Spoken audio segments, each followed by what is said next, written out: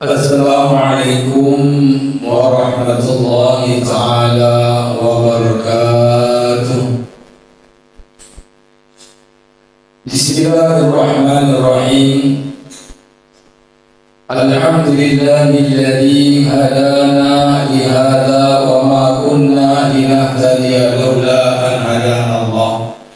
Asyhadu an la ilaha illallah wahdahu la syarika lahu wa asyhadu anna Muhammadan abduhu wa rasuluh.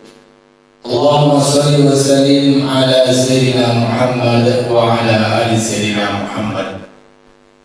Faqala ta'ala wa man ahsanu qawlan mimman da'a ila Allah wa 'amila shalihan wa qala innani minal muslimin.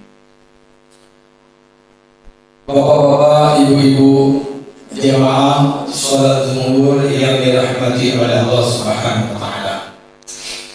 Marilah kita senantiasa bersyukur kepada Allah Subhanahu wa taala serta bersolawat kepada baginda Nabi besar Muhammad sallallahu alaihi wasallam, yang mana pada siang yang berbahagia ini Allah Subhanahu wa taala telah memberikan kekuatan jasmani dan rohani kepada kita sehingga kita sempat hadir di rumah Allah di tempat yang sangat dicintai oleh Allah Subhanahu wa taala ini untuk melaksanakan rangkaian sholat zuhur berjamaah. Mudah-mudahan amal ibadah yang telah dan yang akan kita laksanakan ini diterima di sisi Allah Subhanahu wa taala sehingga menjadi bekal kita di akhirat nanti. Amin, Allahumma amin. Baiklah Bapak Ibu yang dimuliakan oleh Allah Subhanahu wa taala, pada siang hari ini saya akan membacakan satu hadis dari baginda Nabi besar Muhammad sallallahu alaihi wasallam yang telah diriwayatkan oleh Imam Tirmidzi dalam kitab Sunannya. Yang dibilang bunyinya, an Jabir radhiyallahu anhu qala Rasulullah sallallahu alaihi wasallam, salasun man kunna fihi nasyarallahu alaihi kanafahu wa adkhalahul jannah. Kata Nabi, ada 3 perkara yang mana barang siapa yang ada 3 perkara ini pada dirinya, maka Allah Subhanahu wa taala akan menaunginya dengan rahmat-Nya pada hari kiamat nanti, dan juga dia akan dimasukkan ke dalam surga. Sebagai orang yang beriman kepada Allah Subhanahu wa taala, maka percaya kepada hari akhirat. Ada kebangkitan setelah kematian. Ini adalah keyakinan setiap kita semua. Dan di sana luar biasa banyak ayat-ayat Al-Quran yang menerangkan tentang dahsyatnya hari kebangkitan setelah kematian kita nanti, atau di padang mahsyar nanti. Terkait Allah Subhanahu wa taala berfirman, yang mana yauma tarawnaha, pada hari itu kamu akan melihat, kata Allah, orang yang mengandung akan melahirkan, akan gugur kandungannya. Orang yang mengandung bayi akan melepaskan bayinya yang dia sayangi, yang dia cintai. Bahkan kamu akan melihat mereka itu bagaikan sukara, orang yang mabuk. Wa ma hum bisukara, padahal sebenarnya mereka itu bukan mabuk. Walakin azab Allah syadid. Akan tetapi azab Allah adalah sangat dahsyat. Jemaah salat zuhur yang dimuliakan oleh Allah Subhanahu wa taala, belum lagi di sana ada waktu yang sangat rinci sekali. Kapan itu? Ketika Allah Subhanahu wa taala memberikan satu pengumuman. Apa kata Allah? Limanil mulkul yaum. Hai semua manusia, siapa yang mempunyai kerajaan hari ini? Yang merasa pernah menjadi raja, siapa hari ini yang merasa menjadi raja? Yang merasa berkuasa, siapa hari ini yang merasa berkuasa? Maka semua manusia waktu itu tidak ada satu orang pun yang mengangkat kepalanya, sehingga tidak Maka pertanyaan itu ditanyakan kepada Allah SWT berkali-kali, dan Allah sendiri yang menjawab, lillahi wahidul qahhar. Kerajaan hari ini hanya milik Allah sahaja, yang satu, yang maha perkasa. Jemaah salat zuhur yang dirahmati oleh Allah SWT. Maka dalam keadaan yang sangat dahsyat seperti itu, ada 3 hal yang apabila ada pada diri kita di dunia ini, maka disanalah rahmat Allah SWT pasti akan meliputi kita. Apa itu? Yang pertama, rifqun bil du'af, kasih lembut kepada orang yang lemah. Ini yang pertama.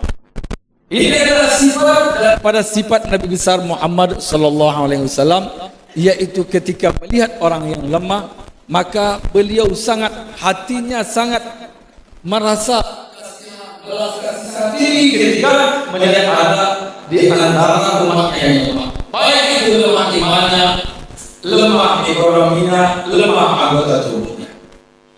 Satu hari ada jenazah lewat, dibawa jenazah yang tidak beriman Allah SWT, dibawa oleh keluarganya.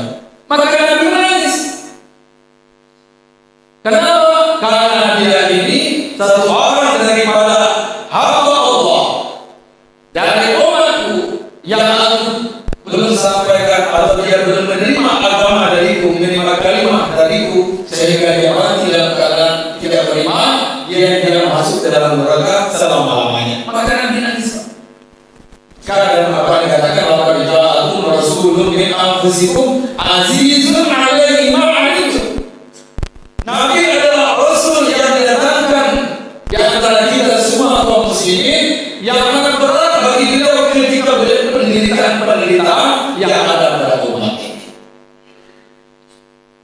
Nah, begitu juga hendaknya kita hadirin, ketika kita melihat ada orang yang lemah, baik itu lemah imannya, tidak mampu misalnya untuk melaksanakan sholat berjamaah, padahal sedikit fisiknya kuat, hartanya ada, maka kita ada sedikit kasihan kepada mereka dan mengajak mereka untuk bisa taat kepada Allah. Begitu juga orang yang lemah dengan ekonominya, untuk makan sahaja dia susah misalnya, untuk biaya anaknya sekolah ataupun adalah di pesantren tidak ada, maka ini juga bagaimana kita pikirkan bersama agar orang-orang yang lemah ekonominya ini juga mencicipi daripada ilmu agama, ilmu pendidikan, dan mengetahui adalah kemajuan-kemajuan teknologi yang bisa mendekatkan kita bersama kepada Allah Subhanahu wa taala.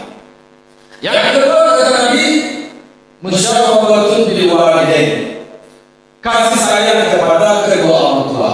Ini luar biasa. Kalau ini mungkin sudah sering kita dengar bahwasanya seorang anak harus berbakti kepada kedua orang tua. Sekarang apa? Kalau bagi orang tua bagaimana? Maka bagi orang tua yang mana kita mempunyai anak, kita bagi ini Pak. Maksudnya apa? Bagaimana supaya kita menjadikan anak kita ini sayang kepada kita. Jangan kita hanya menuntut anak kita supaya sayang, berbuat baik kepada kita, sementara kita sendiri membuat sesuatu perkara yang mana menyebabkan dia benci atau tidak senang kepada kita. Maka salah satu tanda kasih sayang kita kepada anak kita membuat mereka ini supaya juga sayang, cinta kepada kita, sehingga mereka ini mendapatkan ridho Allah SWT, jauh dari murka Allah Subhanahu wa taala. Jemaah salat zuhur yang dimiliki oleh Allah Subhanahu wa taala, yang ketiga kata Nabi adalah al-ihsanu bil mamdud, berbuat baik kepada budak. Ulama menerjemahkan bahwasanya sekarang ini sudah tidak ada perbudakan di muka bumi. Maka mamdud di sini bisa diartikan bawahan kita. Seseorang yang mempunyai karyawan misalnya, baik itu di toko, di pabrik, atau mungkin di rumahnya yang membantu dia, atau di kebun dia, atau di kantor dia misalnya, maka hendaklah sebagai seorang atasan harus betul-betul memikirkan berbuat baik kepada bawahan kita, sebagaimana kita senang diperlakukan, begitulah kita memperlakukan orang lain, sehingga orang lain senang dengan perlakuan kita. Begitulah mungkin sebelum daripada keterangan dari hadis Nabi SAW pada siang hari ini. Mudah-mudahan kita diberi taufik dan hidayah untuk bisa menerapkan dalam kehidupan kita sehingga kita mendapatkan rahmat Allah Subhanahu wa taala dan bisa dimasukkan ke dalam orang-orang yang diridhai oleh Allah Subhanahu wa taala. Subhanallah wa bihamdihi subhanallahumma wa bihamdihi asyhadu an la ilaha illa anta astaghfiruka wa atubu ilaik. Wa billahi taufiq wal hidayah. Wassalamu alaikum warahmatullahi wabarakatuh.